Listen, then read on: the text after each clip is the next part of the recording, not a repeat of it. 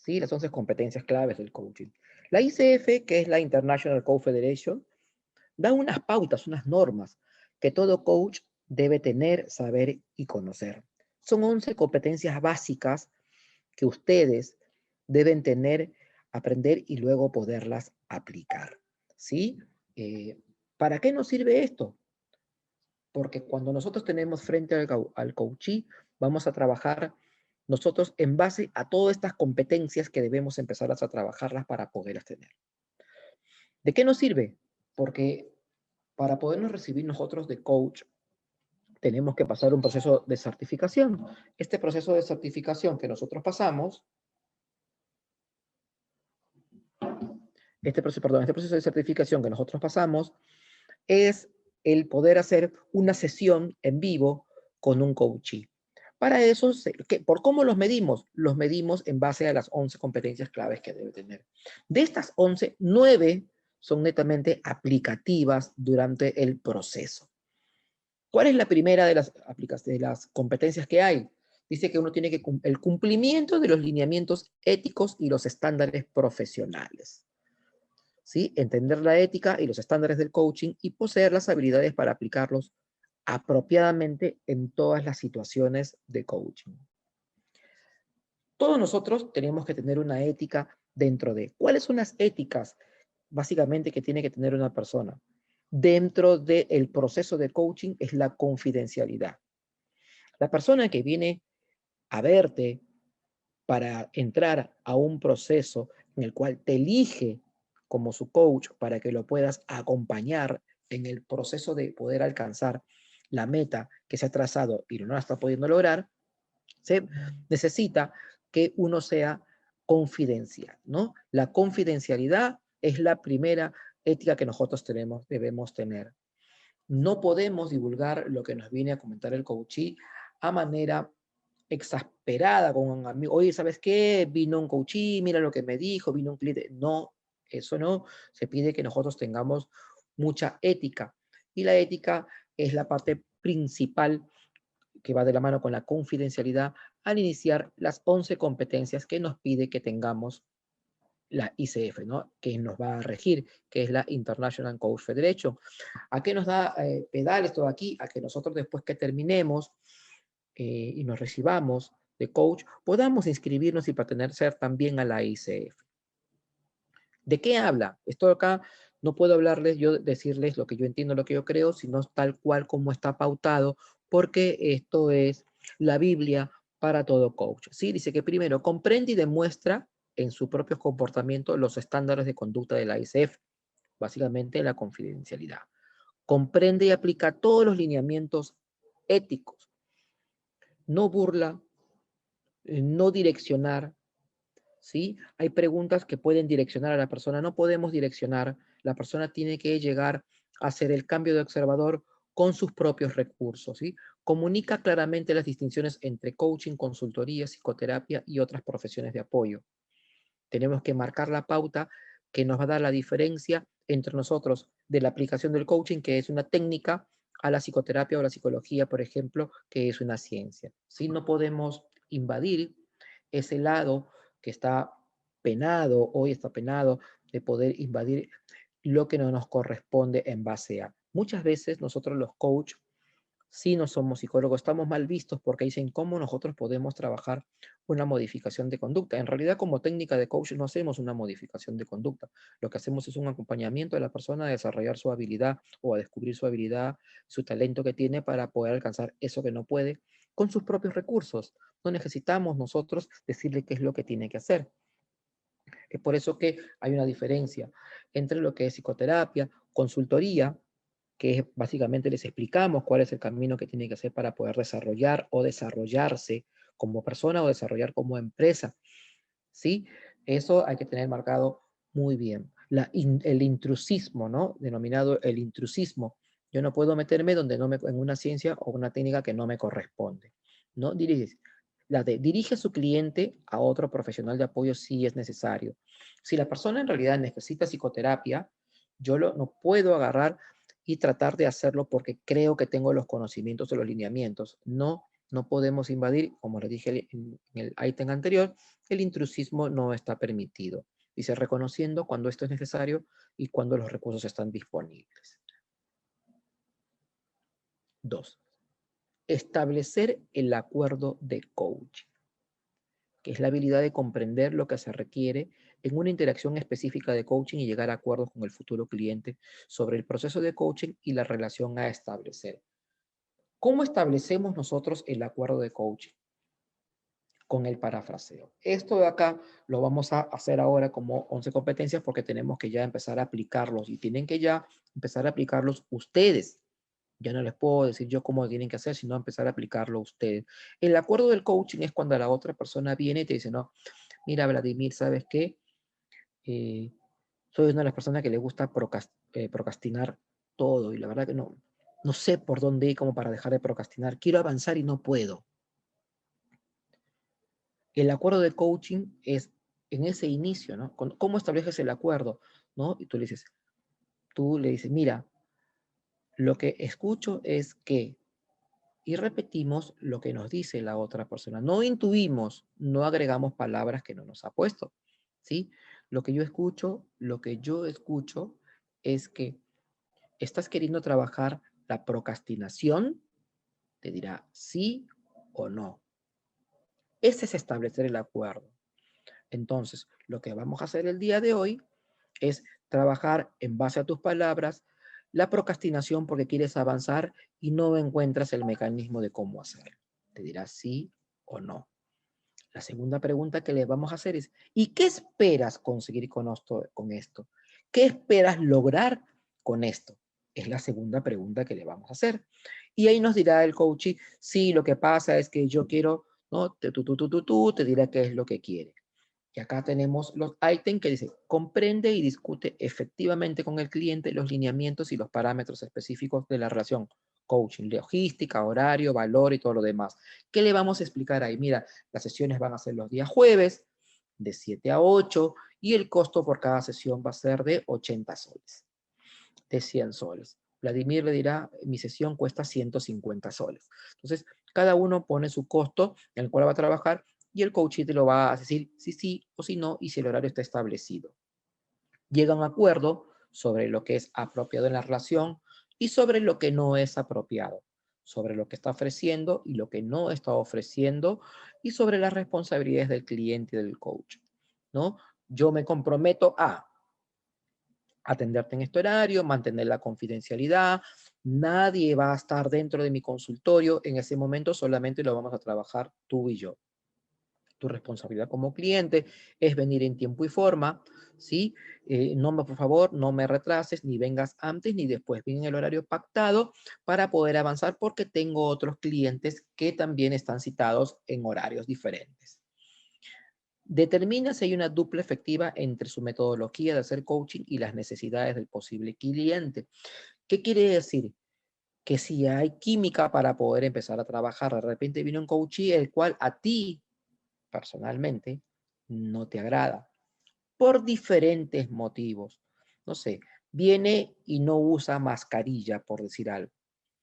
Eh, Mire, Pedro, yo necesito que para poder trabajar mantengamos primero el distanciamiento social, que es una de las pautas para poder evitar que este virus.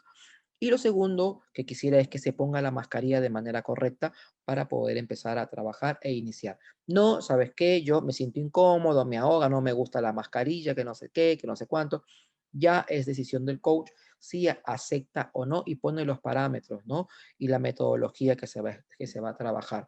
Te voy a acompañar, todos los viernes van a hacer las sesiones, todos los jueves van a hacer las sesiones y yo te voy a permitir que los días miércoles tengamos una comunicación, ya sea por WhatsApp o llamado, máximo de 15 minutos para hacer algún punto en aclarar.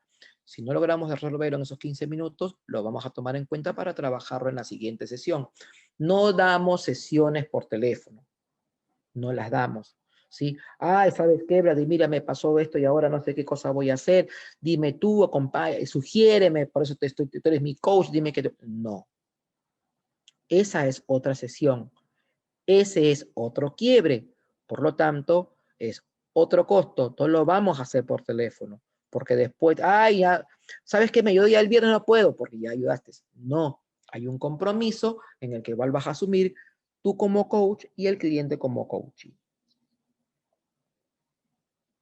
Tercera competencia, establecer confianza y cercanía con el cliente. Dice, ¿no? La habilidad para crear un ambiente seguro y de apoyo que produzca permanente respeto y confianza mutua.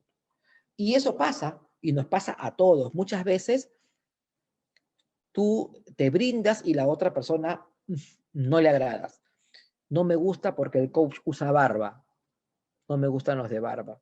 No me gusta porque usa anteojos. Se creen intelectuales. No me gusta porque tiene pelo ensortijado. A mí una vez me robó una persona que tenía pelo crespo. No me agrada.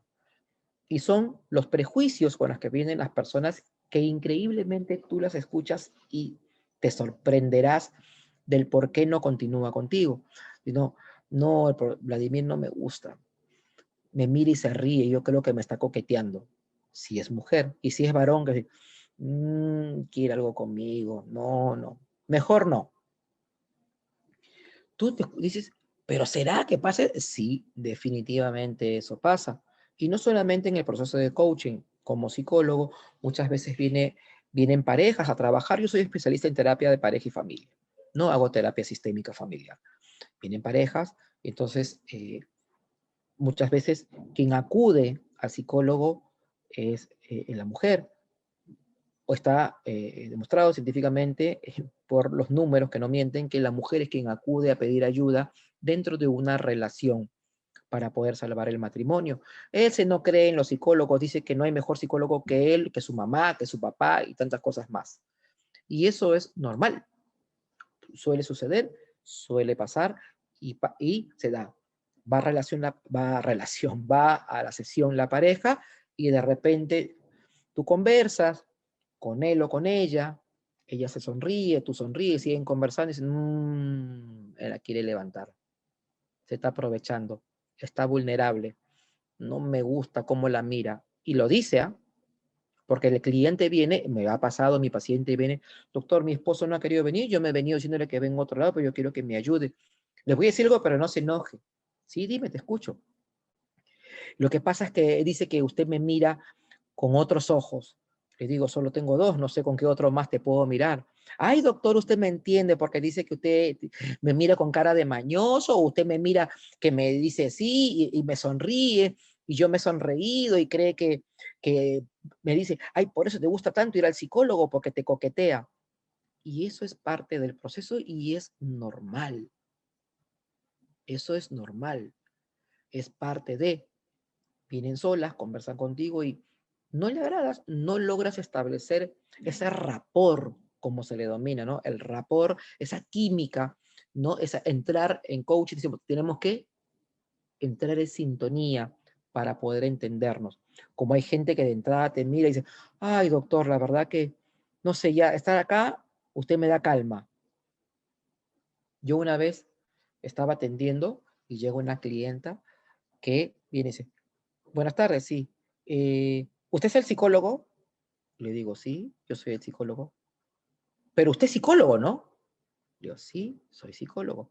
Pues no tiene cara de psicólogo. Ah, no, no. No sé, parece ingeniero, no sé. Ah, bueno, le digo, gracias, pero soy psicólogo. Ya, perfecto. Por si acaso, ¿ah? Por si acaso, yo sé que los que vienen acá al psicólogo, no soy loca, porque ya me dijeron que no solo loco. Sí, señora, le escucho. Por si acaso, no quiero hablar de mi marido, porque todos creen que vengo a hablar de mi marido, y no voy a hablar de él. ¿Y sabe por qué no voy a hablar de él? Porque es un irresponsable, doctor. Y él me hace esto, esto, esto, esto, esto. Además, yo es mi plata, ¿por qué voy a hablar de mi marido si él me hace esto, esto? Y toda la sesión se la pasó hablando del marido. Yo decía, claro, espere, espere, espere, espere, no he terminado. Y hablaba, y hablaba, y hablaba. Terminó su hora y le digo, estimada, ya está mi otro paciente afuera, acabamos de terminar la sesión, así que la invito para agendar el siguiente viernes, la siguiente sesión. Ay, doctor, con todo lo que usted me ha dicho, la verdad me voy tan tranquila, no le dije nada, absolutamente nada. ¿Qué necesitaba esa persona? Necesitaba hablar, necesitaba expresarse, necesitaba contar todo lo que le estaba pasando y, hablando en el argot criollo, rajar de su marido sin que nadie le diga nada, ni la critique. Porque ella se preguntaba, ¿o no está de acuerdo usted? ¿No le parece todo que es un sinvergüenza? Claro, ve, tengo razón, tengo razón. Y yo no decía, pero nada. Entonces, eso necesitaba. Habló todo el rato, me pagó y dije, ay, Diosito, si así fueran todos los clientes, sería tan feliz yo. Solito se hacía su terapia. Y esto pasa, y esto pasa. Y en el proceso de coaching va a pasarte exactamente, no lo mismo, pero cosas bastante parecidas. La diferencia es que en psicología te permitimos hablar para poder entrar. En coaching no. ¿Y saben por qué? Porque nuestra chamba, ¿cuál es? Preguntas poderosas. Así que tenemos que de una u otra forma interrumpir y preguntar. Cuando esta persona no frena, ¿qué hacemos? Algo que les va a incomodar. Agarras tu cuadernito y tu lapicero y la miras. Al toque te va a decir, doctor, ¿está notando todo lo que le estoy diciendo? ¿Por qué? Y digo, quiero hacerte ciertas preguntas, pero como no me das espacio para intervenir, necesito anotarlo porque tengo ciertas dudas. ¿Y cuáles son? Y ahí empiezas a aplicar tus preguntas poderosas. Nunca falla esa técnica, porque la persona que te habla y tú empiezas a notar, hay dos cosas. O no se siente escuchada, o piensa que la vas a usar en su contra, o la vas a demandar, o le vas a contar a otra persona. Como no quiere que anotes, te deja participar. Eso es una técnica en coaching que nosotros utilizamos cuando el cliente viene y empieza a hablar, hablar, hablar, y nuestra chamba es poder preguntar. Entonces, establecer la confianza, sí. ¿Cómo establecemos la confianza? Sonriendo, ¿no? Mágico.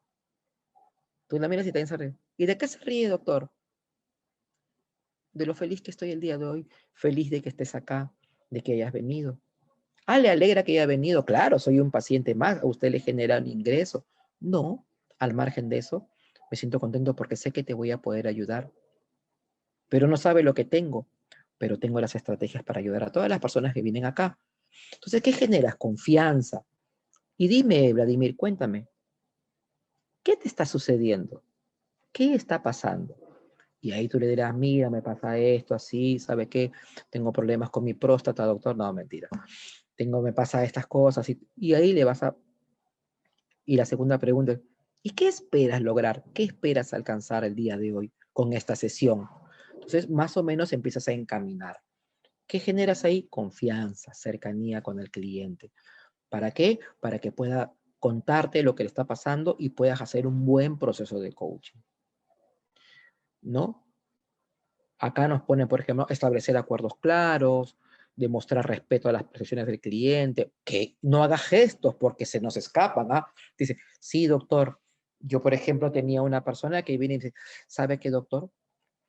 Tengo un problema con no sé si casarme o no. Esa es mi problema, lo que me trae acá. Estoy organizando todo, pero en realidad no me siento convencido de casarme o no. Y digo, ¿y qué es lo que no te convence de tu matrimonio? Es la tercera vez que descubro que mi novia me pone los cuernos. ¿Y qué piensas sobre eso? Ah, que me ha dicho que va a cambiar, pero ya 3 veces, doctor. Y tú le pregunto, ajá, ¿y con la misma persona? No, 3 diferentes, pero este era un chibolo, o sea, como que no era nada serio. Ajá, los otros anteriores sí eran, uno era mayor que yo y el otro era como mi edad.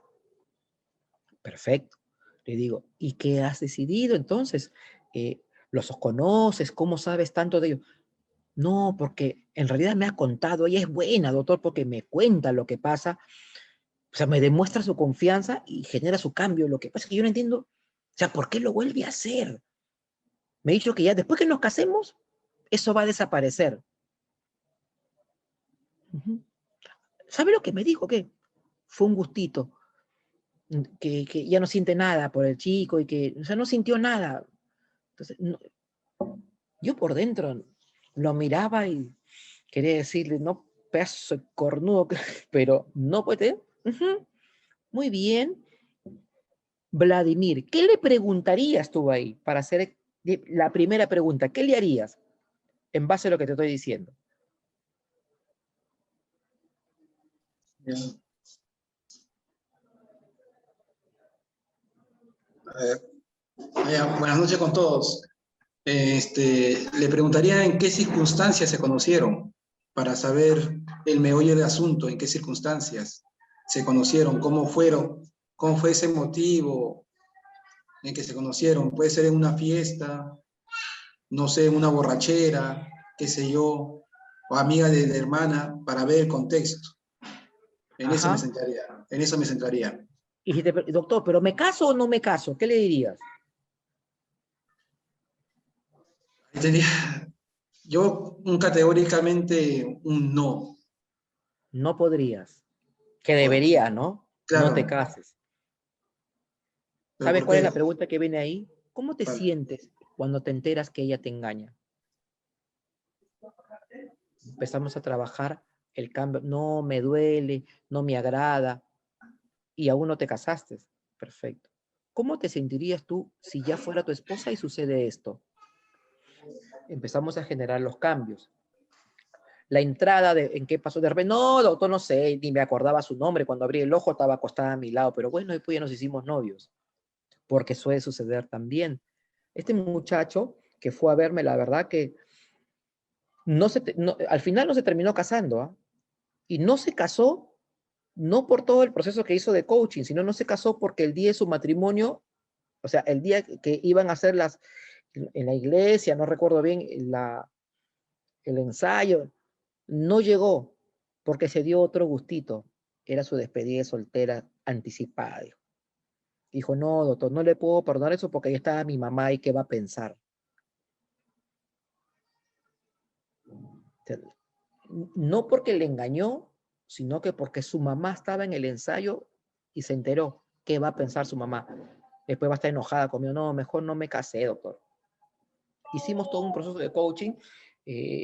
Había muchas cositas más atrás y al final lo llevamos a psicoterapia. Lo derivé yo por el proceso que estaba llevando, lo derivé.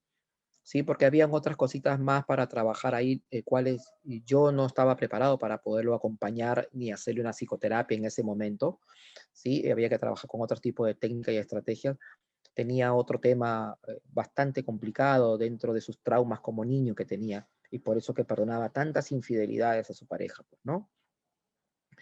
Pero, por ejemplo, todas esas cosas es la confianza y el respeto que tú tienes que mostrar con el cliente, que por más que te parezca algo obvio, no se lo puedes decir. La presencia del coach.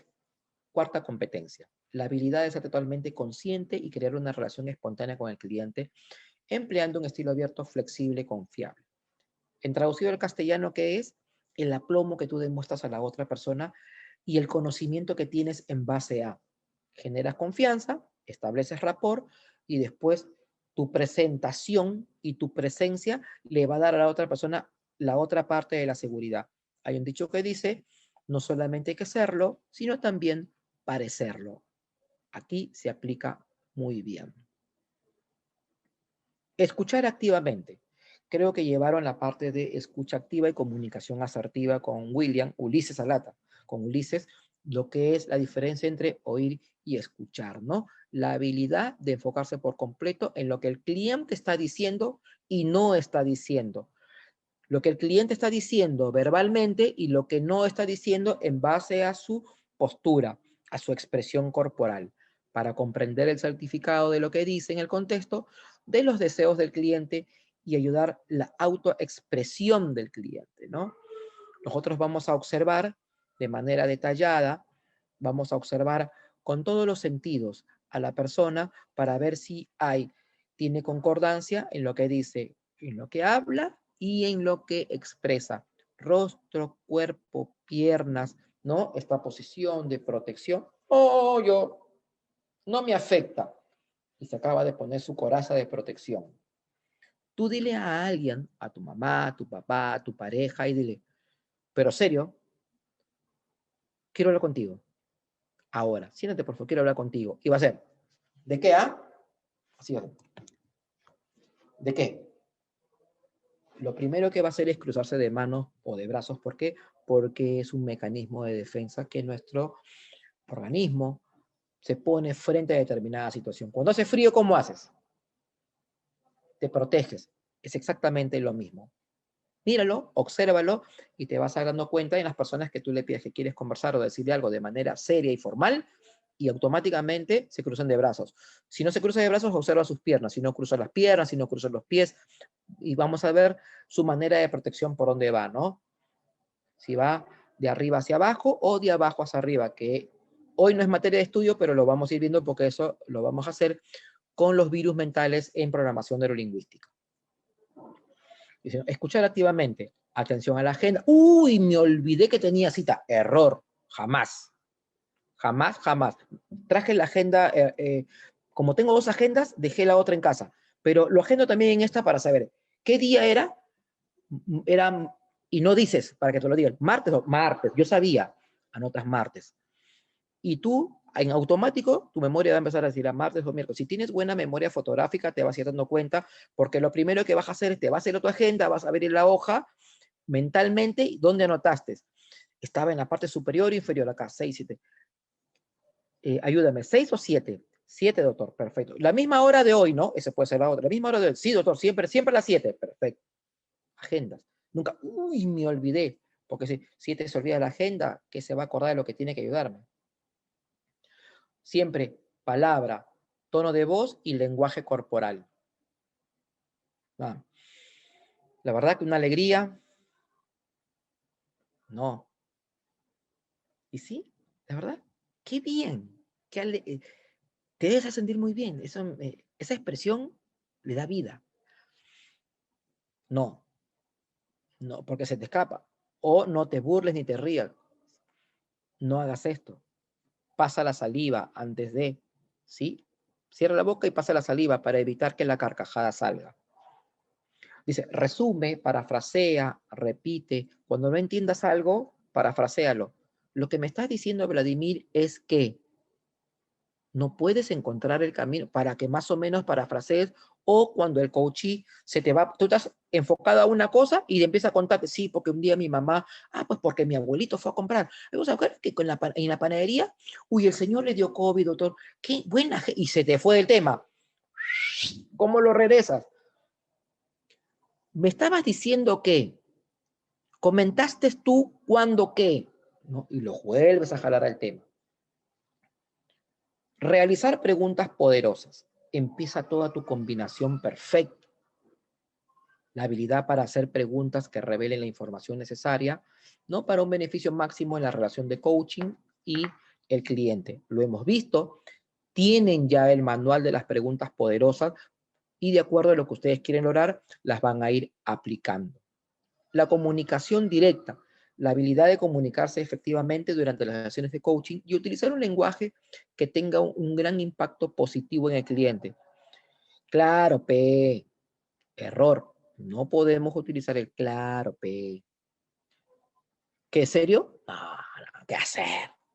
No, no, eso es para los amigos, en el barrio, ¿sí? Con quien te quieras expresar de una manera diferente. Mediante un proceso de coaching, no. Ay, ahí ya se conectó con nosotros Valeria Fernández, de Buenos Aires, Argentina. Valeria, ¿cómo estás? Buenas noches, bienvenida. Gracias por estar con nosotros. Si Valeria me escuchas, sí, bueno, si me escucha, me va a contestar, y si no, no me está contestando.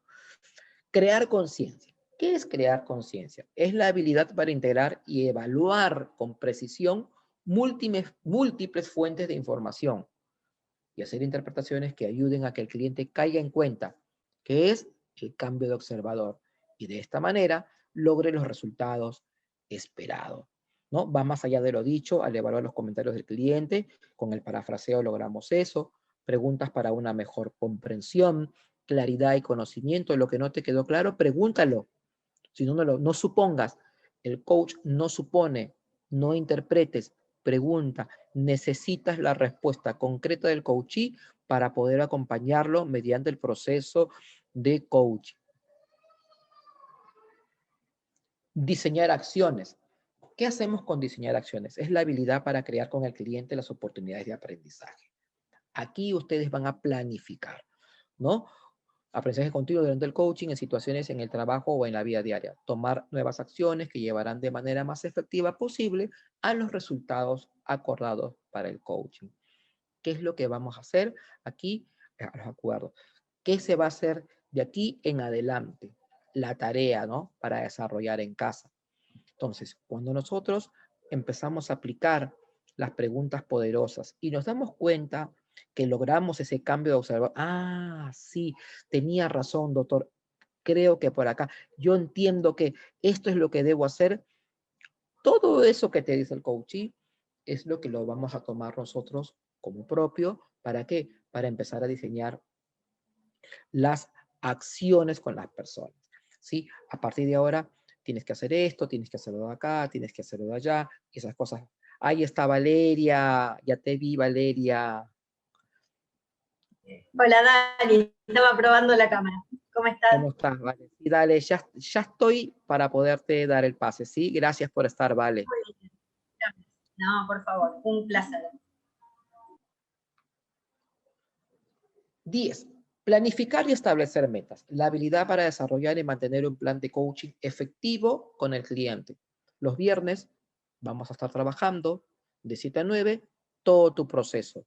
Los días miércoles de 6 a 6 y cuarto es el horario que tienes para poder brindarme una llamada telefónica y poder ver cómo va durante todo tu proceso. Si no dejes de descuidar, no puedes descuidar a tu coachee, tienes que acompañarlo siempre, te va a decir, ¿sí? Cortita, precisa y concreta. No de sugerencias, no de consultoría, no de consejos ni nada. Simplemente para ver cómo va su desarrollo en el acompañamiento de lo establecido. Y la 11 es gestionar el progreso y la responsabilidad personal. La habilidad para mantener la atención en lo que es importante para el cliente y dejar la responsabilidad en el cliente para actuar. Es única y exclusivamente de él, del coachee, el cambio que se quiere generar. No le puedes decir si su cambio está bien o está mal, si es errado o acertado. Lo tiene que experimentar, ¿sí? Y él te dirá, ¿sabes qué, Vladimir? No funcionó, no me falló como se, me pasó esto. Y vendrá con otro quiebre para poder nosotros empezar a trabajar el siguiente proceso y así sucesivamente se va a dar el acompañamiento con él mismo. ¿Sí, chicos? Hasta aquí, estas son las 11 competencias del coaching que hemos tenido. Ya se conectaron casi todos. Genial, genial, que ya están casi todos conectados. Bien, preguntas hasta acá, chicos. El material se ha enviado, se envió a los administradores, ya lo deben tener ustedes seguramente en el grupo o en el aula virtual para poder repasar, preguntar y sobre todo empezarlo a aplicar dentro de sus prácticas que están realizando. ¿Alguna pregunta, chicos, para poderle dar pase a nuestra amiga y colega Valeria Fernández Zárate? Ella está desde Buenos Aires, Argentina. Ella es grafóloga, ¿sí? Ella es creadora del método ScanGraph, que es el escaneo grafológico. Es una maestra y hoy está con nosotros. Así que, bien chicos, si no hay preguntas, Valeria. Yo quería Vladimir. compartir, buenas noches con todos, un gusto. Por ejemplo, con esta estudiante que le comenté, Sí. que lo comenté con ella, no solamente estoy dándole nivelación, sino también aplicando algunas técnicas que estoy aprendiendo aquí. Ajá. Y lo que más, ¿se acuerda que le comenté, que le dije que escribiera una historia? Sí, claro. Ya, pero es una historia bien, bien trágica de soledad, sufrimiento. Y en otro momento se lo compartiré. Dale.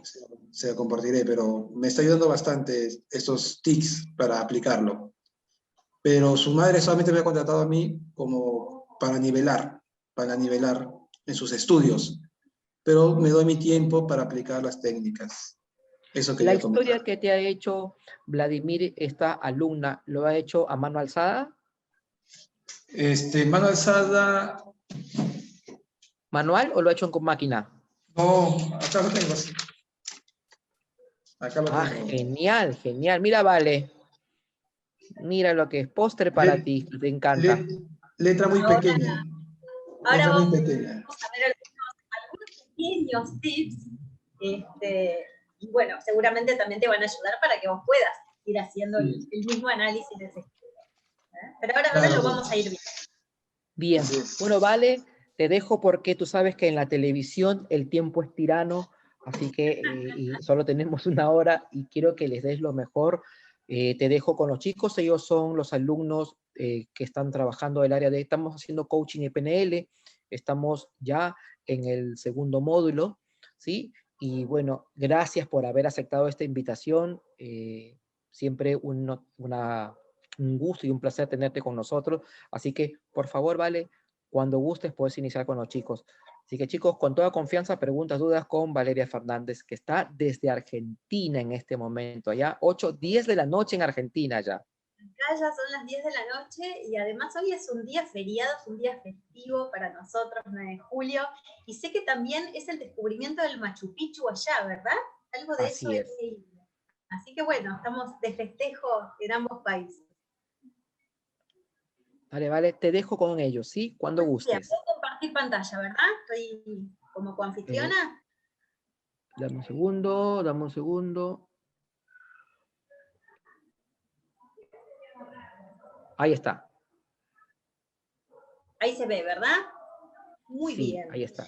Bueno, en principio pongo esta imagen porque, como sé que están cursando coaching y PNL, dentro de esta formación de coaching y PNL, yo he creado un método que se llama método Scangraph, donde fusionamos un poquito estas dos herramientas con la neurociencia y con la grafología. Y por supuesto, de la mano de la psicología, ¿no? Imposible que no esté, si hablamos de neurociencia y hablamos de grafología. Y hay un punto principal que quisiera que trabajemos el día de hoy, y que es la autoestima.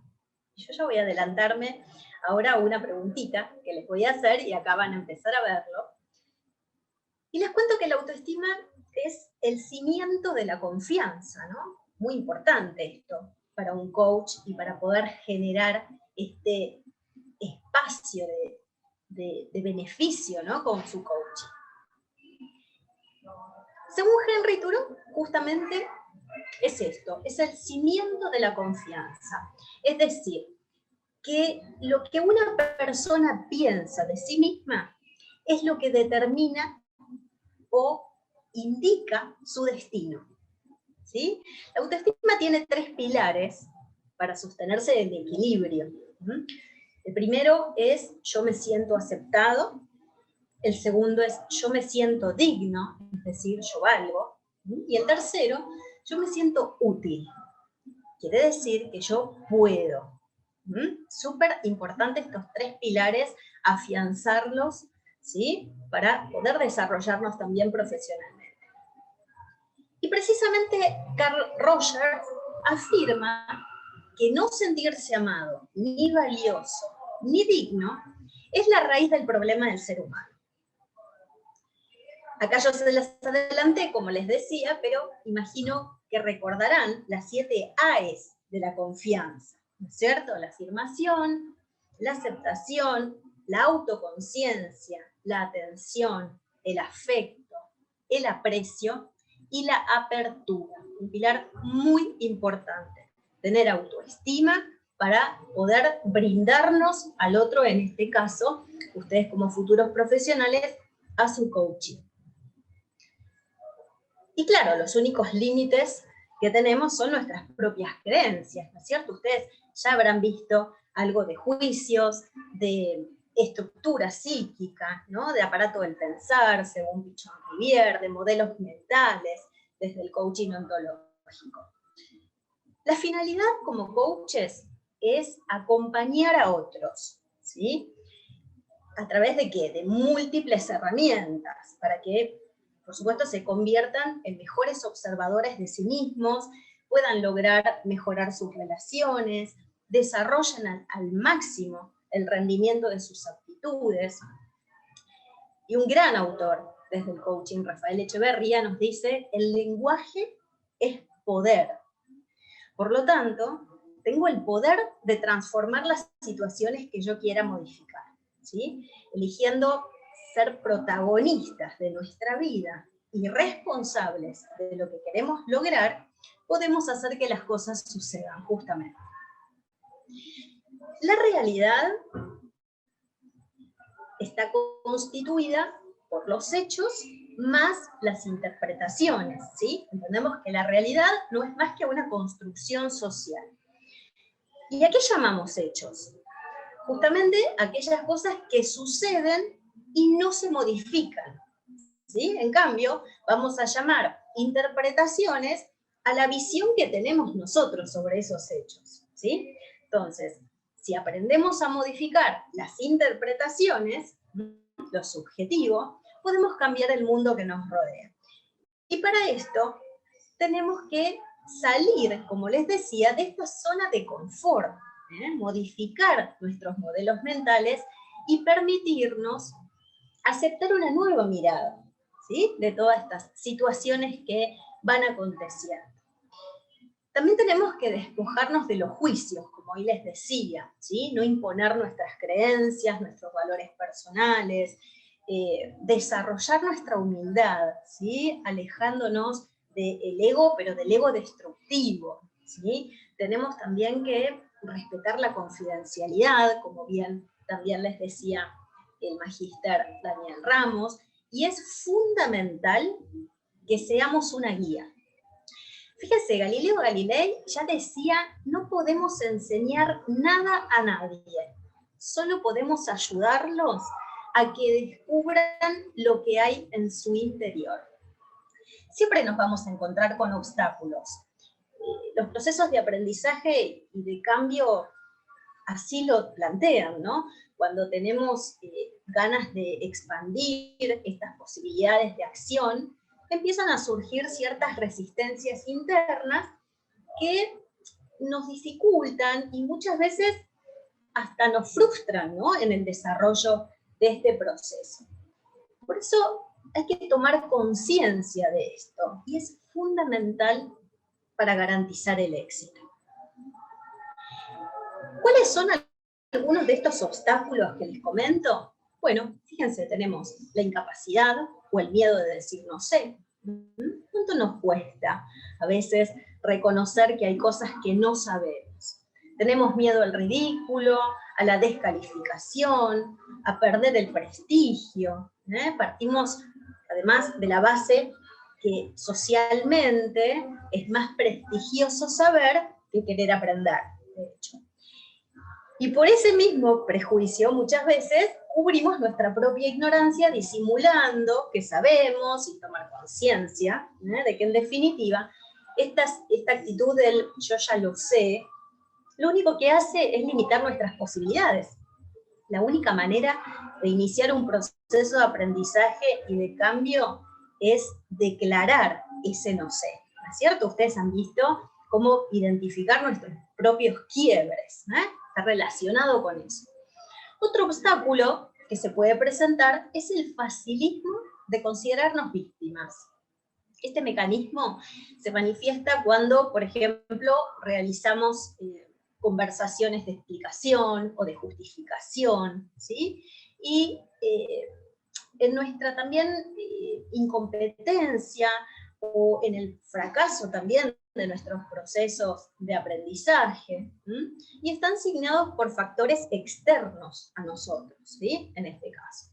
Gastamos muchísima energía explicándole al otro y a todo nuestro entorno que no somos responsables de los problemas que enfrentamos o de los desafíos que abandonamos, ¿sí? Y esta actitud, aunque quizás nos tranquiliza momentáneamente, nos deja en una impotencia, en una resignación, muchas veces nos lleva a la procrastinación también. El tercer obstáculo refiere a la fase, dado como soy, no puedo aprender esto. En este caso, por ejemplo, las explicaciones tienen que ver más con los juicios limitantes, ¿sí? Que imagino ya los habrán estudiado. Estos juicios, por lo general los realizamos acerca de nuestra persona o de nuestras situaciones. Y lo que hace es conducirnos a que no asumamos responsabilidades o que abandonemos este desafío de cambio, por ejemplo. Y así es como surge, como les decía, la resignación, ¿no? Esto del yo no puedo, no es mi momento, no soy lo suficientemente hábil como para poder lograr esta situación. Es cuando lo nuevo nos inhibe, ¿sí? Nos ubica en la imposibilidad. El cuarto fenómeno es la ceguera cognitiva. No sé si han escuchado o han trabajado ya sobre la ceguera cognitiva. Para poder aprender hace falta una declaración de ignorancia, ¿sí? Si bien todos tenemos áreas de conocimiento y cosas que sabemos, también tenemos que tener conciencia que existen otras cosas que no sabemos. Y de hecho, existe una infinidad de cosas que ni siquiera sabemos que existen. Es decir, hay un área en la cual no sabemos que no sabemos. ¿Se entiende? Y sobre esta área, que es de ceguera cognitiva, es sobre la que no sé que no sé, y ahí nos situamos en la inacción. Por otro lado, nos encontramos con la adicción a la certeza, ¿sí?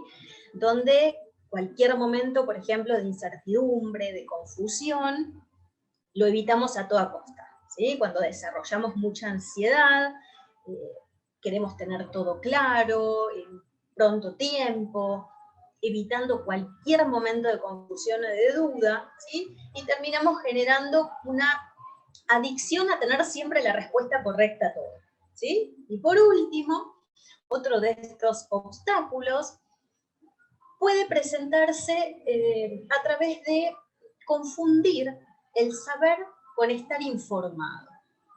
Si bien tradicionalmente el saber estaba ligado a la cantidad de información que una persona tenía, hoy se sabe que este concepto se resignificó. Y entonces relaciona el saber con el hacer, con el accionar, ¿sí? Vamos a pasar a la próxima diapositiva, porque quiero que recuerden que toda iniciativa, toda acción efectiva, surge de una actitud comprometida con esa meta que quiero lograr, ¿sí? Debemos, de hecho, seguir construyendo, de alguna manera, un proceso transformacional que nos pueda llevar a trascender, trascender como seres de conversación, como seres de acción, como seres de compromiso, a justamente no procrastinar, no dejar para después, no arrepentirnos de lo que no nos atrevimos a realizar, a no autosabotearnos, y darnos cuenta de quiénes estamos siendo día a día en nuestra vida. Fíjense en esta flechita, ¿no? La gran importancia de la autoestima para consolidar la confianza en uno mismo, el compromiso con lo que voy a asumir para finalmente tener los resultados que espero, que quiero, ese éxito alcanzable, ¿no? Ponerme en acción. El compromiso es el elemento justamente fundamental para este cambio transformacional. Y en este proceso de acción, de aprendizaje, influye, ¿sí?, en nuestras relaciones, en la construcción también de nuestros sueños, de nuestras metas que queremos alcanzar. Entonces hoy, como les comentaba Dani, les traigo una propuesta, voy a pasar por acá a mi próxima diapositiva, que es que nos miremos a través de la firma, ¿sí? Les cuento que firmar justamente es una producción gráfica personal, es única, es irrepetible, ¿sí? Y nos representa como individuos en la sociedad, justamente. Firmar es el resultado de una interacción muy compleja, de procesos tanto físicos como mentales que cooperan entre sí, las áreas motoras, la cognitiva, la emocional, tanto del cerebro, del tallo encefálico, de la médula espinal, ¿sí? y llegando finalmente hacia la mano para poder efectivizar esa acción del acto de escribir. Por otro lado, la firma nos revela el aspecto más primitivo y genuino de cada uno de nosotros. ¿Ustedes saben qué relación existe entre la firma y el texto, por ejemplo? Vamos a ir pasando las distintas posibilidades que hay de relación. Les cuento que el texto representa cómo la persona se muestra y se comporta socialmente, ¿sí? Entonces, cuando va a haber concordancia, ¿no?, en la forma, en la presión, en la dimensión de esta escritura, es decir, hay 8 géneros gráficos que estudiamos desde la neuroescritura, que tienen que estar en equilibrio, en concordancia absoluta entre la firma y entre el texto realizado, ¿sí? Y esto nos va a estar hablando de una armonía entre la imagen pública y la imagen privada de cada persona, ¿sí? De hecho, es hasta un indicador que nos pone de manifiesto que hay diferencia entre la actitud íntima, ¿no?, y cómo me muestro con el contexto social y laboral. Entonces es muy importante que nosotros no solamente lo vamos a ver corporalmente o a través de las microexpresiones, sino que tenemos una herramienta que funda científicamente estas disociaciones, si se quiere, entre la persona, ¿no?, de cómo se muestra y cómo es realmente. Y rápidamente lo identificamos a través de su escrito.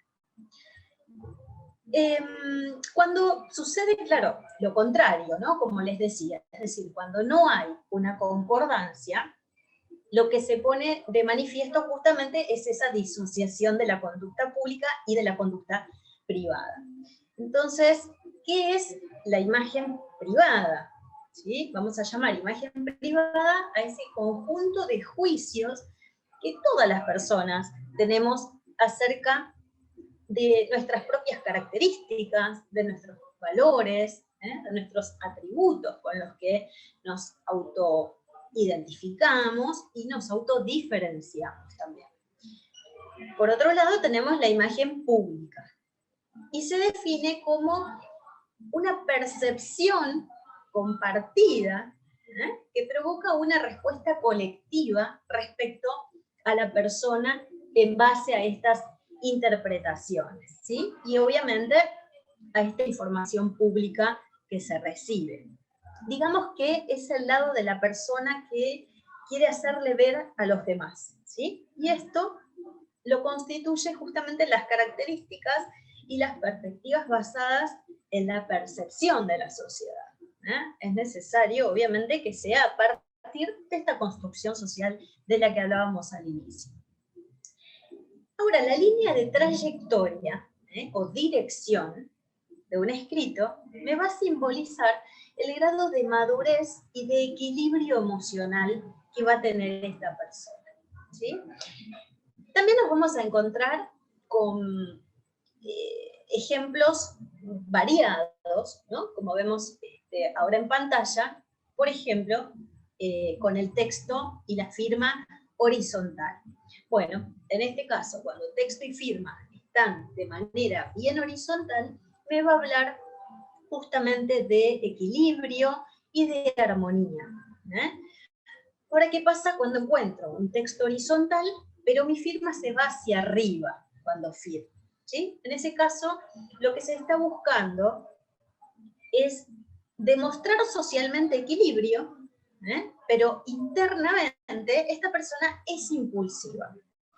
Puede hablarnos de ambición, de necesidad de alcanzar metas a vara muy alta, ¿sí?, muy exigentes. Ahora, en el caso en que tengo un texto horizontal y mi firma hacia abajo, descendente, también me muestra un equilibrio social, pero en realidad hay una tendencia a la apatía, ¿sí? Luego se puede presentar un texto hacia arriba, la escritura se va a lo alto y mi firma se va para abajo. Entonces acá la persona se muestra optimista, ¿sí?, ¿sí? Socialmente en su escrito, pero su estructura de personalidad es apática. Si el texto va para abajo, al revés, y mi firma va para arriba, es una persona optimista, con empuje, pero se coarta. Quiere decir que hay un exceso de control, hay una falta de seguridad y posiblemente haya aplomo en el ámbito social. También vamos a tener en cuenta la distancia que existe entre el último trazo que yo realizo en mi escritura y la firma, y la ubicación de esa firma, ¿sí? Y esto me va a hablar y va a ser un indicador del nivel de dependencia que tengo de la vida social y de la vida íntima.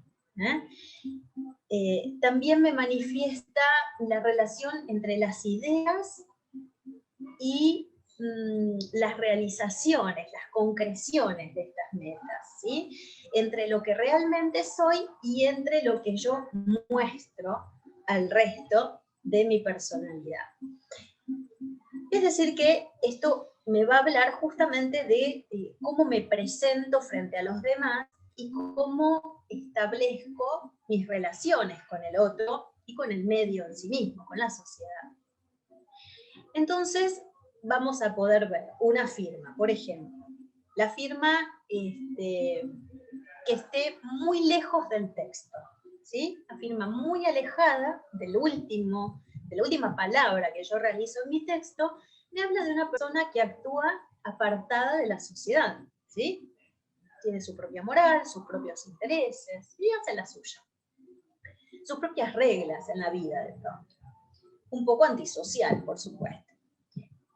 Podemos encontrarnos que la distancia sea normal. Y vamos a llamar normal, por ejemplo, a 2 o 3 líneas de trayectoria desde el texto, ¿sí? Es decir, 2 o 3 rengloncitos más de la última palabra que escribió, del último renglón que escribió. En ese caso hay una buena relación con los otros, hay armonía, hay equilibrio entre las diferentes esferas de la vida. Es una persona que seguramente sí sepa adaptarse a las normas y guarda las formas. También nos podemos encontrar que la firma esté muy cerca al texto, ¿sí? Que a veces la denominamos firma rosa, ¿sí? Queda rosa en el sentido de que está como muy pegadita, ¿sí? A ese último renglón. Bueno, en ese caso está hablando de una necesidad de contacto, de estar cerca del otro, ¿sí? De necesidad de confiar en el otro, una necesidad de apoyo, de control. Y de hecho también voy a tener que tener presente muchos otros rasgos, por supuesto. Por ejemplo, si no hay presión en esa escritura, ni tensión en esa firma, nos puede hablar de extremada pasividad, ¿no? De una personalidad muy volátil, muy frágil, y de muy poca iniciativa de vida. Por otro lado, podemos tener la firma totalmente encimada del escrito, ¿sí? Por arriba de ese último renglón, por ejemplo. En este caso, puede estar chocando, por ejemplo, con adornos, que es la rúbrica, ¿sí? De esta firma. Esto ya me puede hablar de cierta agresividad al medio, de invasión, de una falta de límites, ¿sí? De necesidad de ser dominante, de imponerme por encima de los demás. Y de hecho, si llegamos a observar un ambiente gráfico muy negativo, podría hablar de cierto desorden mental, confusión, ¿sí? También, a veces algunas patologías, bueno, hacen que exista este tipo de escritura desordenada. También podemos llegar a identificar este tipo de factores, por supuesto. Por otro lado, podemos encontrarnos con una firma que está a continuación del punto final, ¿sí? Seguidita del texto.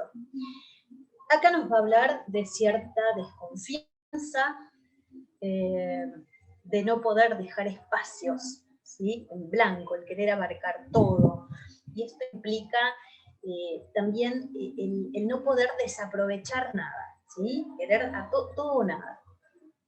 Por otro lado, también puedo firmar en distintas ubicaciones, ¿sí? Por ejemplo, si firmamos hacia la izquierda del texto, me va a hablar de cierta regresión, de inhibición, donde no hay un contacto social, hay dificultades para poder proyectar. Si me quedo a la derecha, ¿sí? Ya va a haber buena integración, hay adaptación al medio, es una persona segura de sí misma, con confianza en su futuro, ¿sí? Tiene decisión, tiene iniciativa. Y en el caso, como todo lo que está en el centro, la firma centrada, hay una tendencia a tomar precauciones, a controlar los impulsos, a tener más predisposición al razonamiento, y de hecho, seguramente la línea de trayectoria de la firma y el texto también estén armónicos y en equilibrio. Vamos a pasar ahora al yo consciente de cada uno de nosotros, desde, por supuesto, como les comentaba, un enfoque neuroescritural. Cuando se construye una firma, nosotros tomamos decisiones gráficas que son compatibles justamente con nuestros deseos, con nuestros gustos personales, ¿sí? Nos hace un sentido racional y emocional esta firma. Entonces, la vamos a ir evaluando con 3 preguntas que elegí para hoy hacer una pequeña introducción, ¿no?, a todo lo que es el mundo grafológico neuroescritural. Y es, por ejemplo, ¿qué actitud? De hecho, elegí estas preguntas porque, bueno, estaban muy acordes a todo lo que están viendo desde lo que es la formación del coach, ¿no es cierto? Entonces, ¿cuál es la actitud que tenemos a la hora de resolver un problema? Les cuento y les voy a mostrar algunos ejemplos y luego vamos a ir trabajando, si quieren, con sus propias firmas. Por ejemplo, yo puedo tener una firma que denominamos simple o diáfana, o una firma enmarañada o complicada, ¿sí? Si yo elijo tener una firma de tipo simple, hay una gran disposición facilitadora y simplificadora, justamente, a la hora de resolverme frente a los problemas a los que me voy a enfrentar. Por el contrario, si yo elijo una firma de tipo enmarañada, seguramente mi propia actitud es más complicada, es más confusa, doy vueltas, ¿sí? Soy menos claro, posiblemente hasta puedo llegar a tender a magnificar los problemas o darles más importancia de lo que realmente merezcan, ¿sí? Una segunda pregunta que me puedo hacer frente a estos enfoques es, ¿cómo gestiono mis emociones? Y en este caso me voy a reparar en observar qué de la firma. Su dirección, justamente. Como les contaba, hoy con texto y firma también. Bueno, en este caso puntual, si yo realizo una firma descendente, que tiene una inclinación hacia abajo, me va a indicar cierto decaimiento, me podría estar determinando también cansancio, estrés, ¿sí? Un enfoque demasiado crítico a la vida, una persona quizás un tanto hasta pesimista, podría hasta estar saboteándose a sí misma, todo su quehacer, sus actividades cotidianas, ¿sí? Me habla justamente de una voluntad decaída, en descenso. Si yo me quedo con una firma horizontal, en línea recta, esto me va a indicar que tengo una personalidad en equilibrio, que acepto tanto mis errores como mis aciertos, no me castigo por equivocarme. Tengo voluntad, y que esto también va de la mano a esta capacidad de poder deliberar antes de actuar. Analiza, ¿sí? Controla las emociones o gestiona las emociones, ¿sí? Y hay también, por eso, un predominio de la razón, ¿sí? Hay un control de esta voluntad, como les decía, y esta, porque hoy ya no está bueno hablar de control de emociones, pero bueno, sí las puede gestionar de una manera más racionalizada, ¿sí? Acá no les pasé los ejemplos, ¿no? Una firma, fíjense, en este caso, como hasta la misma línea de base, va bien descendente, como la segunda firma queda bien horizontal y la otra se va bien hacia arriba. Bien. Pasamos entonces a nuestra tercera pregunta, y es cómo me organizo para poder lograr estas metas y objetivos que me planteo. Bueno, en este caso, por ejemplo, fíjense en estos ejemplos que les traje acá. Vamos a hablar de una firma que tiene, fíjense que hay dos líneas, ¿sí? Tiene techo y tiene piso, ¿sí? La segunda solamente tiene base, techo y base o techo y piso, ¿sí? Es igual. La tercera es libre, ¿sí? No tiene ni techo ni piso. Entonces, una persona que delimita, ¿sí? Que planifica de una manera estructurada sus quehaceres, ¿sí? Se autoimpone límites, va a reflejar parte de una estructura que lo ordena a sí mismo, pero que a la vez justamente lo está limitando. Eso pone techo y piso, ¿no? Queda encasillado su persona en esas dos líneas. En el segundo ejemplo, por ejemplo, es una persona que si bien busca referencias sólidas, busca tener bases estabilizadas antes de accionar, lo que va a hacer esta base o este piso es darle un soporte a su acción, ¿sí? No se delimita, pero sí necesita estar seguro antes de hacer algo, ¿bien? En cambio, en el tercer ejemplo, es una persona con absoluta seguridad de sí misma, con mucho autodominio, se arriesga aunque no tenga la seguridad material que lo respalde en nada, es totalmente libre, no tiene limitaciones, no se restringe, no se deja apabullar por las normas. Esto implica que no utiliza referencias, ¿sí? Como los ejemplos anteriores. Es decir, esta persona se expresa sin la sensación de que le falte algo. No le importa si hay bases o no. Toma el riesgo. ¿Bien? Hoy, como les contaba, a mí me gustaría que podamos, con este poquito, por supuesto, introductorio, ¿no? De información desde la neuroescritura, me gustaría que podamos trabajar entre todos. Bueno, acá justo un compañero tenía un escrito, es mucho más largo trabajar sobre escritos. Sí los invito, además, saben todos que están organizando ya desde el Colegio de Iquitos el segundo congreso, y allí voy a estar trabajando sobre algunos escritos patológicos, y tengo dos colegas que también son grafólogos que van a estar compartiendo, así que no se lo pierdan, anótense en el congreso, que además es gratuito, y van a poder seguir ahondando y conociendo un poquito este mundo de la neuroescritura. Y lógicamente, bueno, tanto desde mi institución como con Daniel, que trabajamos en conjunción, damos formaciones, también para los distintos enfoques. Si a alguien de verdad le interesa, bienvenido al mundo neuroescritura.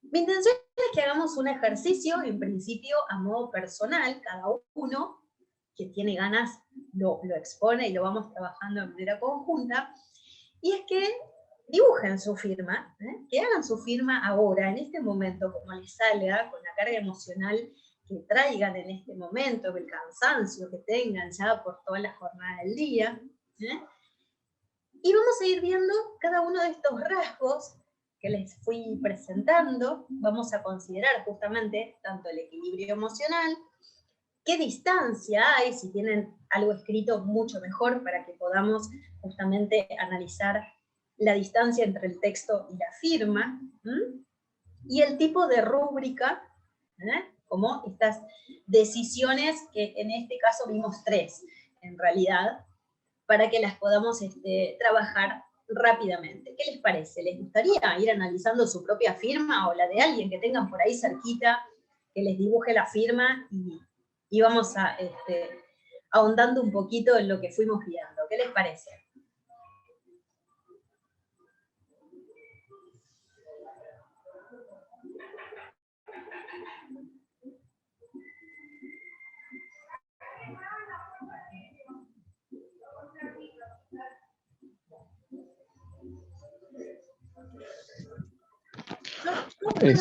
Profesora, buenas noches, ¿cómo está? Buenas noches, quería Adolfo asegurarme. Solano, saludo.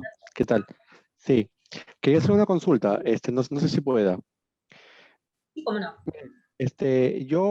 Antes, cuando era niño hasta la adolescencia, y ya después me di cuenta, cuando escribía mi nombre completo, lo escribía de manera descendente, o sea, no es que inclinado hacia abajo, sino que comenzaba con una letra grande y se iba, ¿cómo se llama? Achicando, achicando, achicando hasta llegar a la última palabra o a la última sílaba.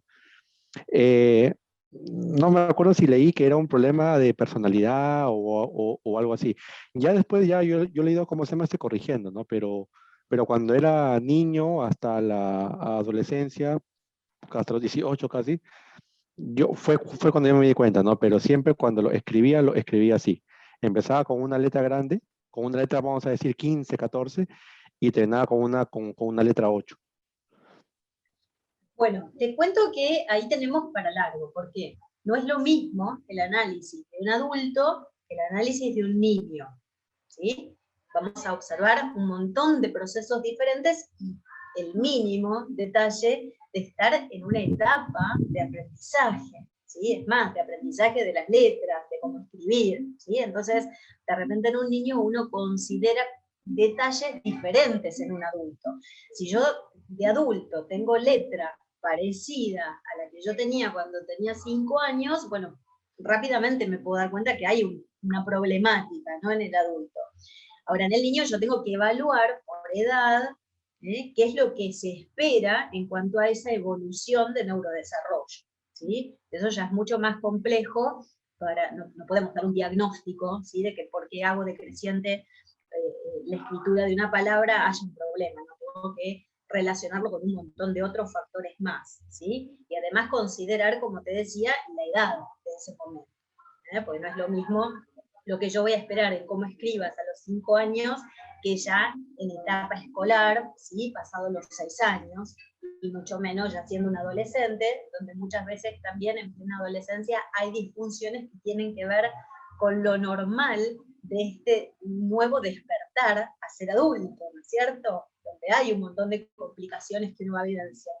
Bueno, pueden ser drásticas, pueden ser graves, pueden ser patológicas o pueden ser transitorias, ¿sí? Para esto, por supuesto, yo necesito ver no solamente una firma o un escrito, sino hacer un seguimiento con niños. Mira, nosotros damos una formación justamente que tiene que ver con trastornos del neurodesarrollo, desde lo neuroescritural. Contamos de hecho con una profesional de lujo, porque se especializa, María del Carmen Laje, en niños, donde justamente lo que se hacen son estudios de seguimiento, ver qué es lo que pasa con esa criatura, ver cómo es también la relación dentro de su entorno familiar, ¿sí? Muchas veces hemos identificado penosamente abusos, o maestras que de pronto hacen curso con nosotros y empiezan a identificar y darse cuenta que hay algo en el proceso de escritura de ese niño que no estaría funcionando bien. Bueno, si no es un grafólogo, va a derivar al profesional que pueda hacer el análisis minucioso, ¿sí?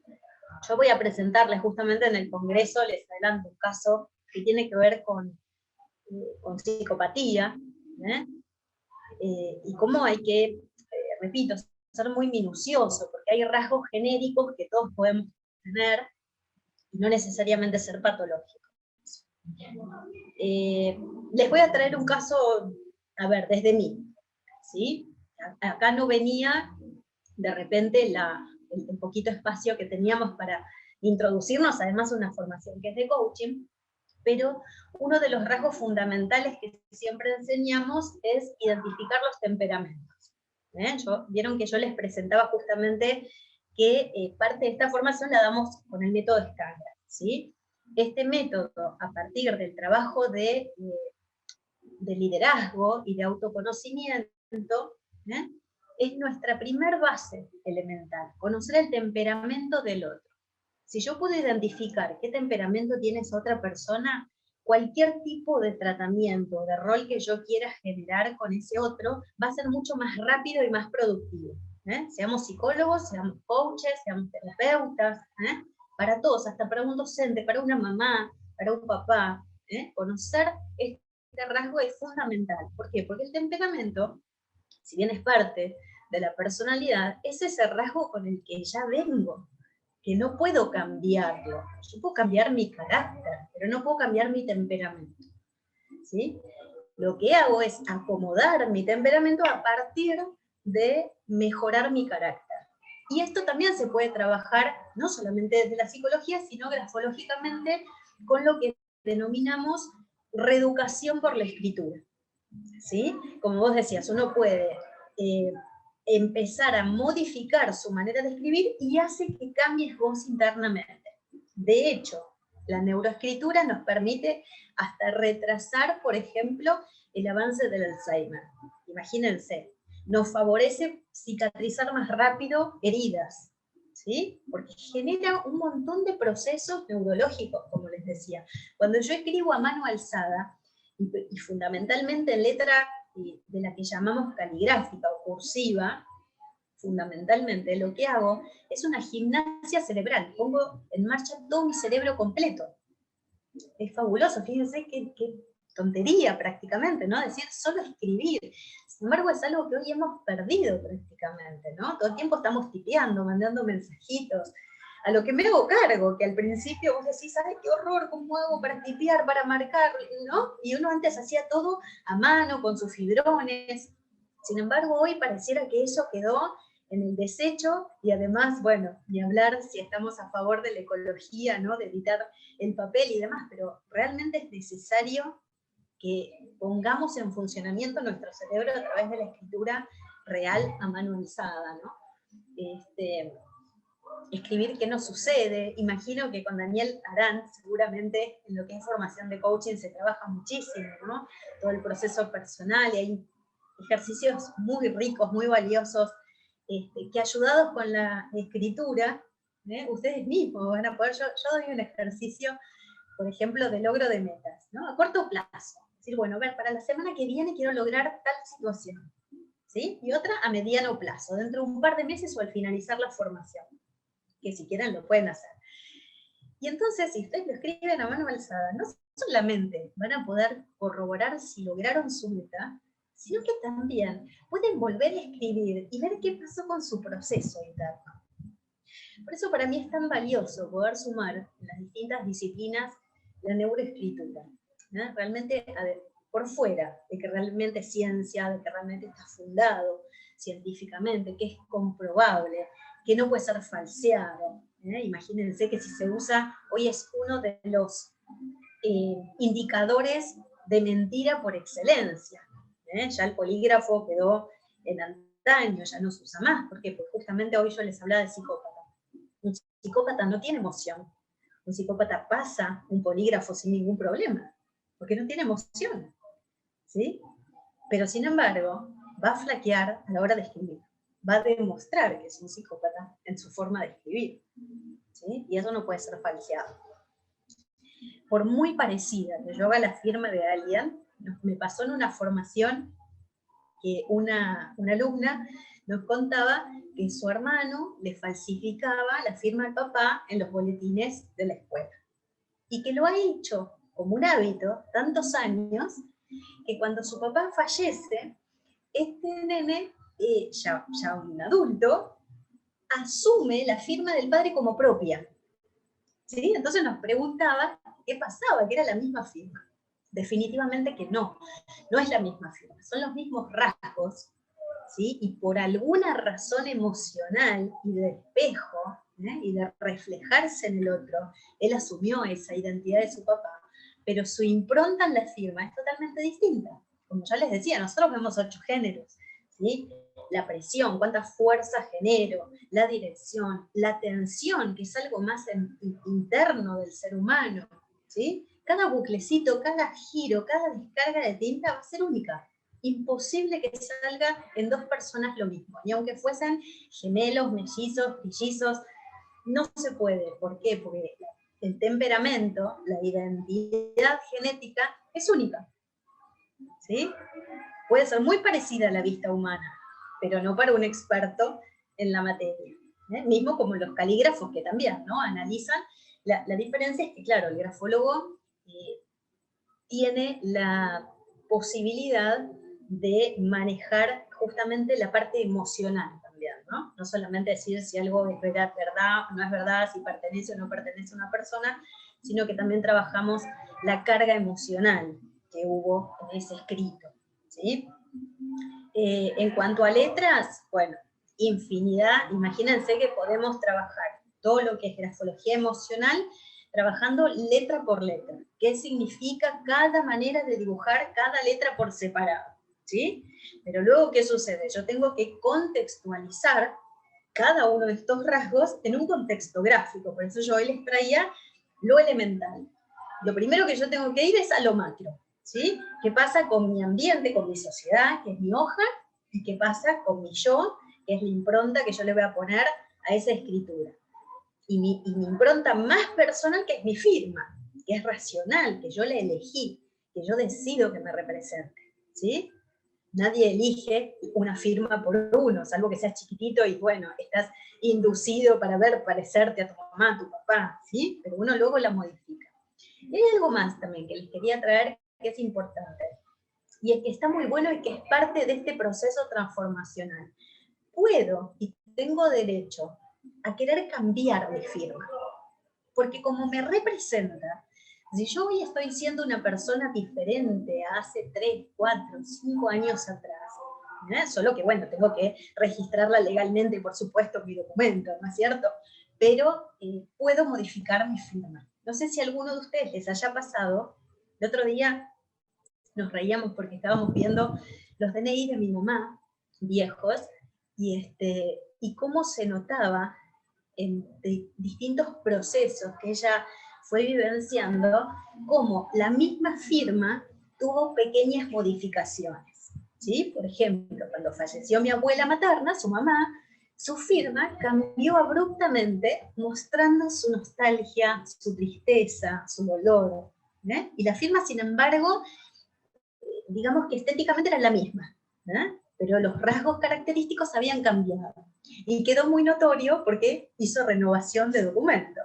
Entonces quedaba plasmado, decir, cómo uno mismo puede evaluarse, ¿no? Y darse cuenta, a ver, ¿qué me pasó en esta situación? ¿Qué cosas viví? Y en función a cómo yo me sentí en ese momento, con esa edad que tuve, con esas emociones, con esos conocimientos, ¿sí? Haciendo lo que pude en esa situación, bueno, escribí de una manera y hoy ya escribo de otra. Por eso te decía que es muy importante contextualizar la edad para no cometer errores, ¿sí? No siempre va a haber una problemática de gravedad, a veces es una cuestión de evolución personal, ¿eh? Hay que mirar con mucho detalle y cuidado cuáles son estas diferenciaciones. En un niño es muy normal que escriba una letra grande, otra chiquita. Hay un curso específico de niños donde mostramos todo eso y que es normal acorde al proceso de edad, ¿sí? Ahora, si está acompañado de otro tipo de problemáticas, bueno, lógicamente sí, ya se trabaja como algún tipo de alteración, ¿no? O falta de desarrollo, se verá. Pero no es lo primero en lo que me tengo que asustar porque, bueno, es como una edad normal de que uno no sea muy prolijo para escribir, no tenga las herramientas para hacerlo, ¿sí? No sé si respondí, si me fui un poquito por las ramas también para brindarles un poquito más de conocimiento de cómo trabajamos, ¿no? A través de la neuroescritura. En los escritos a mí me encanta, bueno, siempre de a poquito, ¿no? Es el paso a paso, por supuesto, como les decía, nadie en una clase de una horita puede ser un grafólogo o un experto en neuroescritura, pero, como les decía, sí tener pequeñas herramientas de identificación. En este caso puntual, que es todo el proceso transformacional de coaching, primero es poder identificarnos, ¿sí? Reconocernos, para que sea más fácil después el poder acompañar a ese otro, ¿eh? Y esto, como les traía, de conocer los 4 temperamentos básicos, ¿eh? Que es el sanguíneo, el nervioso, el linfático y el bilioso, es muy importante, porque como sabemos en coaching no podemos inducir, sin embargo me hago cargo de que considero que de alguna manera uno siempre induce, aún las preguntas poderosas, sé que los ontológicos no asimilan, decirlo de esta manera, pero es inevitable, porque somos personas subjetivas, básicamente. Por eso yo les contaba que la realidad es una construcción social, en definitiva, ¿sí? ¿Quién tiene la verdad absoluta? Va a depender de en qué paradigma estoy parado, dónde estoy viviendo, en qué contexto, ¿no es cierto? En alguna cultura algo está bien y para otra está mal. Entonces, hay que ser un poquito más aperturado desde ese lugar. Yo considero que el ser humano sí es subjetivista, es muy difícil, y miren que soy forense, y que por supuesto un forense debe ser objetivo, y entonces, ¿cómo logro ser objetiva? Basándome solo en afirmaciones. Y no puedo poner juicios, no puedo poner interpretación, justamente, que es lo que vimos hoy. ¿Sí? No puedo dar mi opinión, no puedo inferir lo que yo creo. Tengo que solamente describir lo que está ahí. Y después yo me guardo mis opiniones, ¿no? O mis deducciones. Y en el caso, como yo les decía, bueno, yo tengo un temperamento de base sanguínea. Y gracias a ese temperamento sanguíneo es que yo pude seguir ciencias forenses, por ejemplo. Posiblemente una persona que fuese linfática, y no sé si podría soportar ser un forense. ¿Por qué? Porque una persona con un temperamento más bien linfático, imagínense, el linfático viene de linfa. ¿Cómo se mueve la linfa en el cuerpo? Casi 4 tiempos más lento que la sangre, ¿no? Entonces, ¿ya de qué me está hablando? De una personalidad lánguida, pasiva, pachorra, más lenta, ¿no es cierto? Más emocional, más sensible. Entonces, imagínense si tiene que ver un cadáver, esa persona de repente se descompagina en ese momento. Esto no quiere decir de que un linfático no pueda ser forense, sí, pero quizás le cueste más, quizás tenga que hacer un gran desarrollo de su temperamento y fortalecerse para poder asimilar casos que va a ver que son tremendos.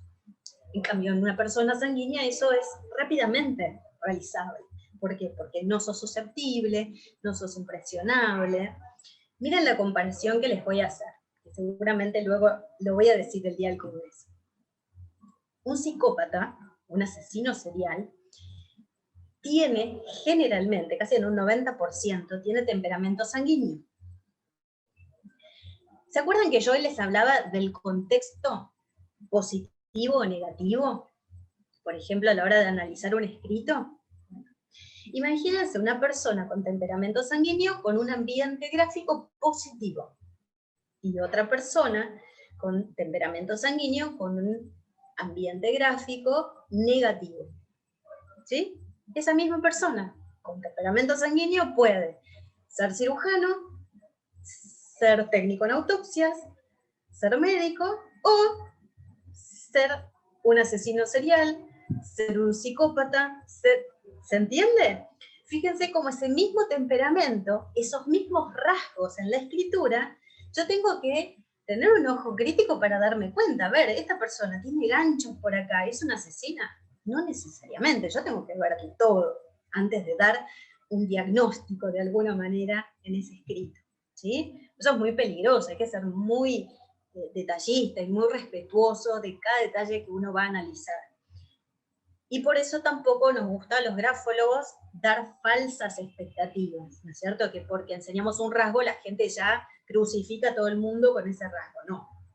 Es simplemente un pequeño avance para ir conociendo cómo uno va analizando, ¿sí? Muchas veces en el ámbito forense nos pasa al revés, que tenemos muy poquitas herramientas. Y a lo mejor un asesino dejó apenas un dibujito escrito o 2 palabritas, ¿no es cierto? Y es todo lo que tenemos para trabajar. Como en esos casos hay patología, rápidamente uno puede descubrir, ¿no?, dónde están esos rasgos. Pero no así a lo mejor en un abusador. Fíjense que, por ejemplo, los abusadores, por lo general, abusadores sexuales, ¿no?, o de menores. ¿Cómo suelen ser esas personas? Son seductoras, son cultas, muchas veces, ¿no? Son agradables socialmente, ¿sí? Su escrito lo vamos a ver con mucha prolijidad de pronto. Pueden trabajar en iglesias, pueden trabajar en clubes deportivos, porque en escuelas, porque necesitan estar en contacto con niños.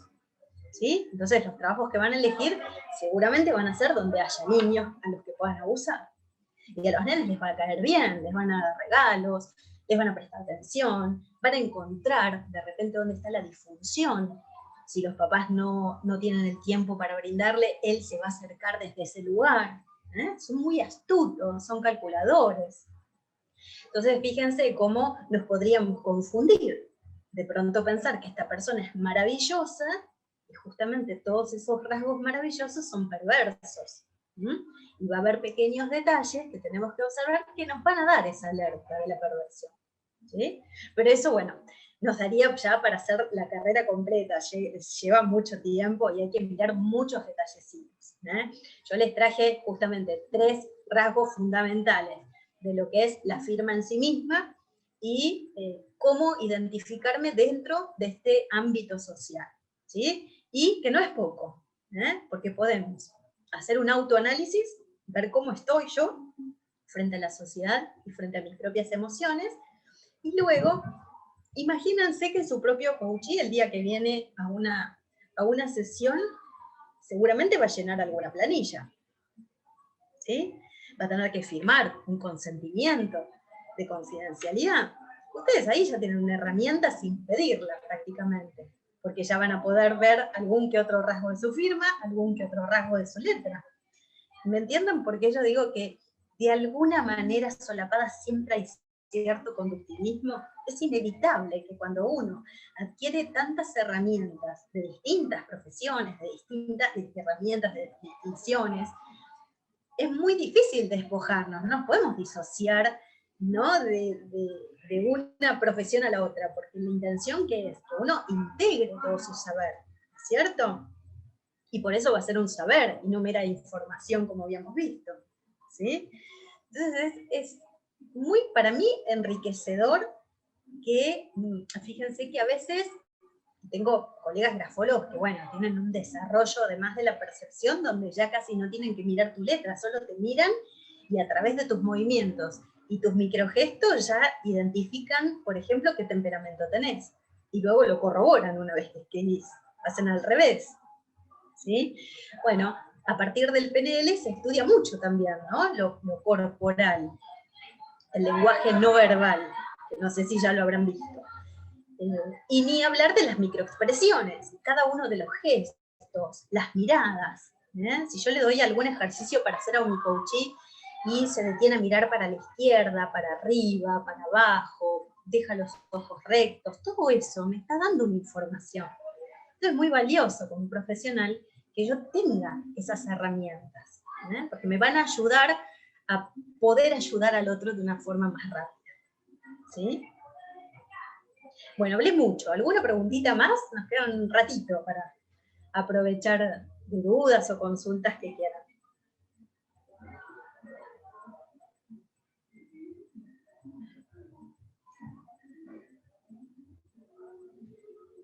Vladimir, contanos de qué se trataba ese escrito que tenías por ahí. Buenas noches. Había una estudiante que le estoy dictando nivelación y le pedí que escribiera una historia y revisando, ella va a cumplir 13 años, revisando la letra, lo tiene muy inclinada hacia la derecha y es muy pequeña. Todo inclinado para la derecha, va a cumplir 13 años.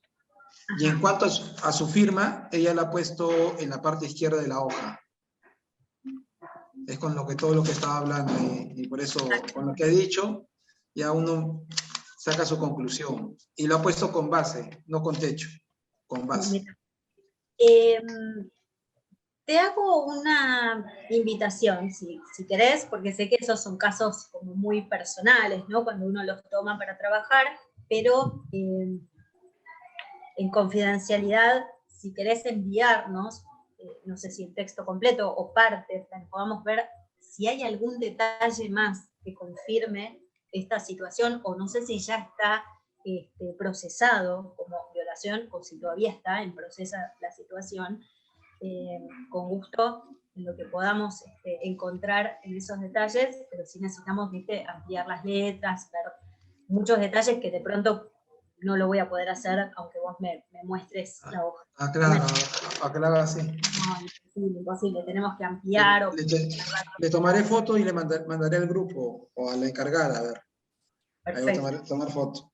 Sí, pero sí, me ha contado ella un poco de cómo su padre, cuando le enseñaba los golpes, como la letra sangre entra, y eso le ha quedado bien marcado. Pero ahora está un poco más suelta, le he visto más suelta, pero sin embargo le cuesta, y acá le explica, le cuesta hacer amigos, todo eso.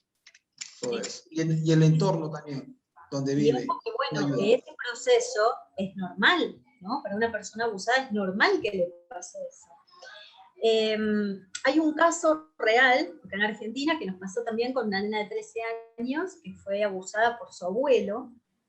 Y fíjense, cuando yo les hablo de los temperamentos, ¿no? Esta nena esperó a ser mayor de edad para ir a buscar a un psicólogo que la ayude. Y ella pudo salir de ese contexto. Cuando muchas veces es muy difícil, ¿no? Porque pareciera que termina como el síndrome de Estocolmo, ¿no? O sea, la víctima pareciera que no puede salirse de ese lugar. Porque es lo único que conoce.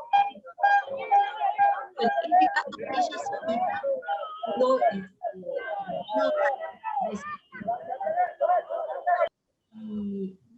y la verdad que nos llamó mucho la atención, porque, claro, no tenía con quién poder hablar, ¿no? O sea, ella vivía solo con su abuelo, con su abuela, y creo que una tía, donde no sabés si son cómplices conscientes o si son personas que están en su ceguera cognitiva, ¿no? El no querer ver la realidad de lo que está pasando ahí adentro, ¿cierto?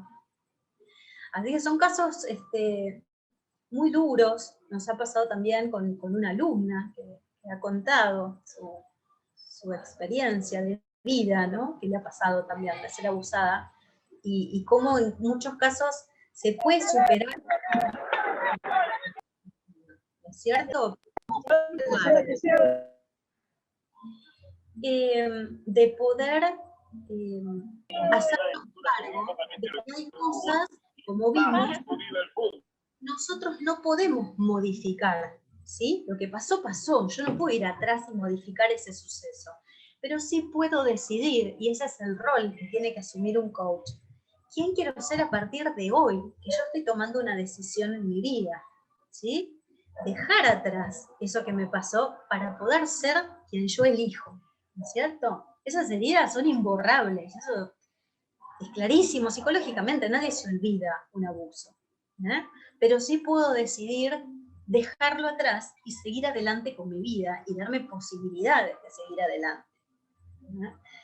Por eso sí es muy valioso, ¿no? El rol del coach desde ese lugar. Es importante el trabajo del pasado, pero también es muy importante tomar la decisión en el aquí y ahora para tener un futuro más digno y más rico, ¿eh?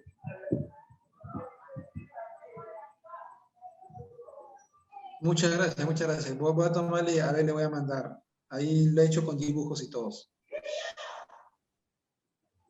Excelente. Bueno, yo les doy las gracias por haber compartido este ratito, conocerlos. Seguramente nos estaremos viendo en alguna otra oportunidad. Tienen mis datos, les puede preguntar, por supuesto, el Magíster Daniel Ramos, que es un gran amigo además.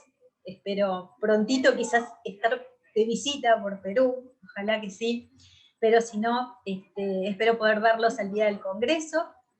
Quienes se hayan anotado y quienes no, están a tiempo, todavía falta un poquito, y vamos, como les digo, sobre todo el primer día, el jueves, vamos a seguir trabajando desde lo psicológico y lo grafológico, así que si les da curiosidad, bienvenidos para compartir también con estas dos colegas que saben muchísimo, son maravillosas, y todos nos vamos especializando además en ámbitos muy diferentes, ¿no? De lo grafológico.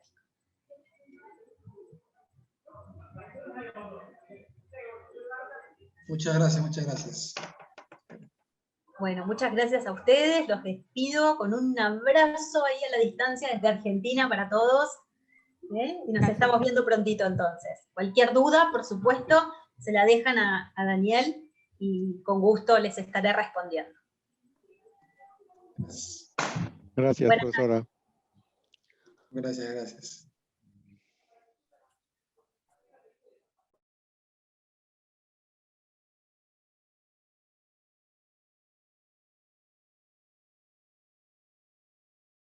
Buenas noches con todos, buen fin de semana, cuídense.